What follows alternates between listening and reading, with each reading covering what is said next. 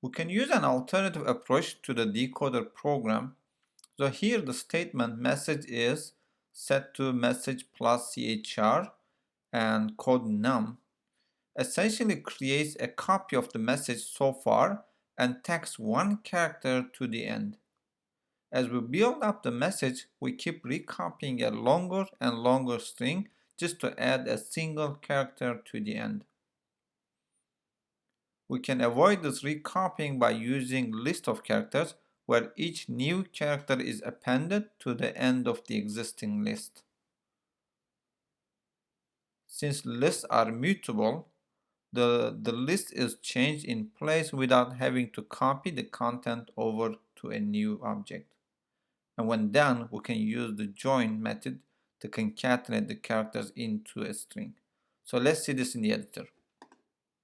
So here we have our decoder program, a program to convert a sequence of Unicode numbers into a string of text, an efficient version using a list accumulator.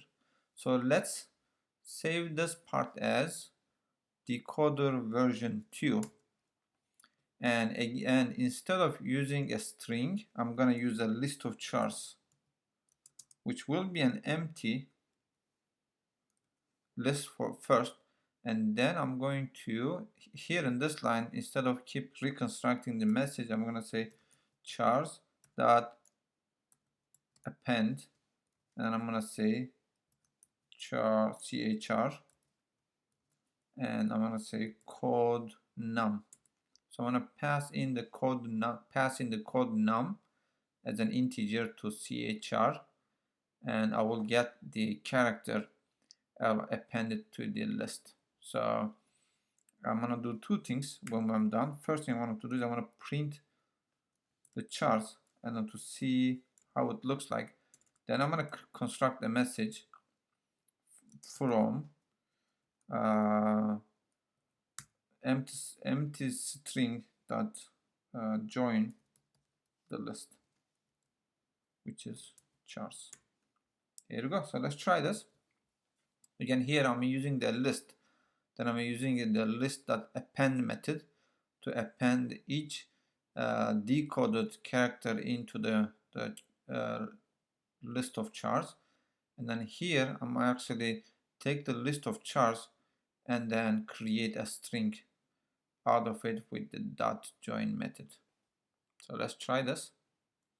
So decoder, and if I have copied my encoded message from the previous example, here you go. The encoded message is programming is fun, except on problem we're still using the old version. So let's try again. So first the encoded or the encoded message is programming is fun, which is good. It works fine. The only thing that we made a problem here is it had to be decoded. Okay, let's fix this. The other thing is this is the entire list. So a list of chars, and then we use the dot join method to convert it into a string.